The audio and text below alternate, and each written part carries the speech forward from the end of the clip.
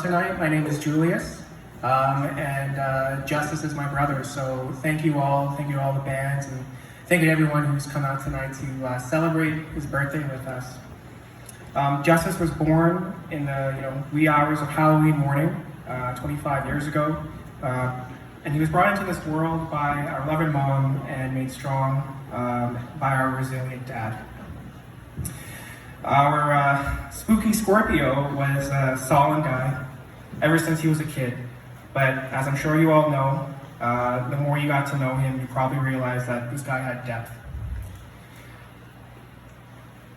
And, while he talked about life, its struggles, and the wild experiences that he had, you knew that he had a place in your heart if he made the time to do that for all of you.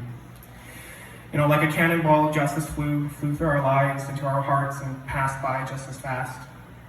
Often I wish he'd slow down, but that just simply wasn't his way.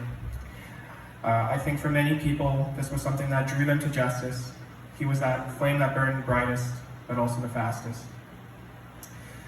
And now when I miss his light, I look up to the moon and the stars, and I whisper his name, and hope he hears me someplace, somewhere in another time and place.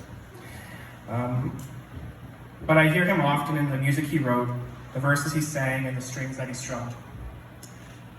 These are his gifts to the ones he loved, and to the life that he often contemplated. So here we are tonight, on Justice's birthday, to celebrate the life he lived and the music he loved the most. Tonight you're going to hear from bands that he worked with over the years, and as I was telling some of you all tonight, he was always stoked when he got to do gigs or collaborate with all of you. And music was Justice's passion.